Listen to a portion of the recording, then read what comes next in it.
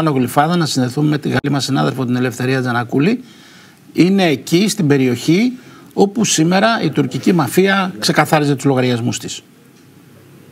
Ελευθερία, ο λόγος σε σένα.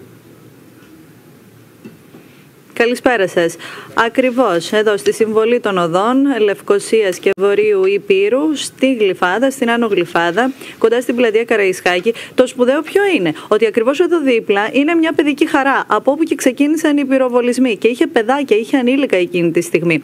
Ο ένας εκ των δραστών ξεκίνησε να πυροβολεί το πρώτο θύμα που έπεσε νεκρός μπροστά στο σούπερ μάρκετ, και το δεύτερο θύμα κατάφερε να τρέξει, δηλαδή 200 μέτρα εδώ επί της οδού, να φτάσει δηλαδή ως το φαρμακείο, να τον πυροβολήσει ο δεύτερος δράστης που ήρθε από τον κάτω δρόμο, να τον πυροβόλησε, δεν έπεσε νεκρός, κατάφερε να ξανασηκωθεί, μετά με δεύτερο πυροβολισμό ξαναέπεσε.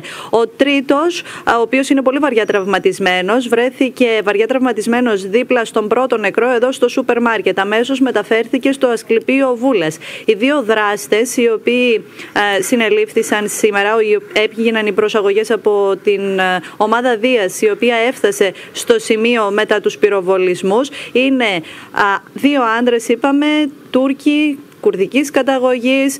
Υπήρχε διαπληκτισμός από την προηγούμενη μέρα, όπως μαθαίνουμε, εδώ αφού κάναμε το ρεπορτάζ. Τα δύο θύματα και ο ένας βαριά τραυματισμένος μένανε σε αυτή την περιοχή σε Airbnb.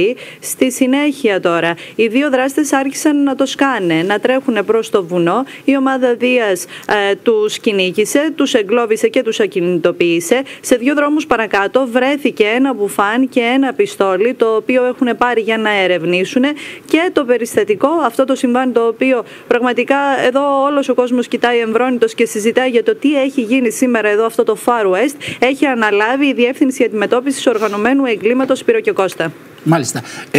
Να πούμε, Ελευθερία, ότι πίσω σου το σημείο δεν είναι οποιοδήποτε. Πίσω σου έχεις μια εκκλησία. Είναι εκκλησία, πίσω σου υπάρχει κόσμος. Και δίπλα το πάρκο. Δίπλα είναι το πάρκο. Απέναντι είναι ένα μικρό... Το σούπερ μάρκετ. Ναι, είναι ένα μικρό, ας πούμε, εμπορικό σημείο που έχει διάφορα καταστήματα. Δηλαδή είναι ένα σημείο που κυκλοφορεί πάρα πολλοί κόσμος για την εκκλησία, για τον παιδικό σταθμό, για την παιδική χαρά, για τα μαγαζιά. Όλα αυτά συνέβησαν 10 ώρα το πρωί. Αυτό. Όλα αυτά συνέβησαν 10 το πρωί. Δηλαδή αυτή η έξαρση εγκληματικότητας στο κέντρο της Αθήνας, και μάλιστα σε πολύ καλές περιοχές, γιατί δεν μιλάμε για τις πιο κακόφημες ίσως, είναι τρομερό.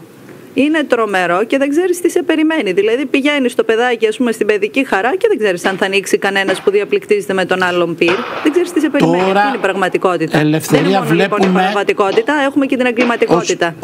Όση ώρα μας μιλάς, Ελευθερία, βλέπουμε το βίντεο όπου δείχνει έναν από τους δράστες να κυνηγά ένα από τα θύματα, τον οποίον και πυροβολεί, προφανώς πέφτει στο τέλος. Το θύμα προφανώς τον έχει σκοτώσει. Είναι απίστευτο. Είναι από κάμερες και από κινητά τηλέφωνα, από τα καταστήματα, ακριβώς γιατί, όπως λέγαμε προηγουμένως, είναι το σημείο πολυσύχναστο. Δεν είναι κάποιο άδειο σημείο, κάπου ερημικό μέρος. Είναι ένα σημείο που κυκλοφορεί πάρα πολλοί κόσμος. Είναι εκπληκτικό αυτό που βλέπουμε. Κάλικες. Ελευθερία, ναι. Πάνω από 20 κάλικες συνέλεξε η ελληνική αστυνομία εδώ από το οδόστρωμα. Φανταστείτε τον κόσμο να κοιτάει. Και από τύχη καταρχάς σώθηκαν. Γι' αυτό στήθηκα και εδώ μπροστά στην εκκλησία. Δηλαδή οι άνθρωποι, αυτό που μου περιέγραψαν είναι ότι σώθηκαν από τύχη. Διότι αυτοί οι δύο δράστες πυροβολούσαν χωρίς κανένα έλεος. Μέχρι να πετύχουν το στόχο τους. Τους δύο δηλαδή, τους οποίους δολοφόνησαν, και τον τρίτο βαριά τραυματισμένο, χωρίς κανένα έλεος. Ο κόσμος σώθηκε από θαύμα και από τύχη, πραγματικά. Και αυτό το σκηνικό το έχουμε ξαναδεί, διότι να θυμίσουμε τα βασικότερα με την τουρκική μαφία που το έχει κάνει πάρτι στην Ελλάδα και δεν μιλάει κανένας γι' αυτό. Λούτσα, Σεπτέμβριος 2023, 6 Τούρκοι νεκροί.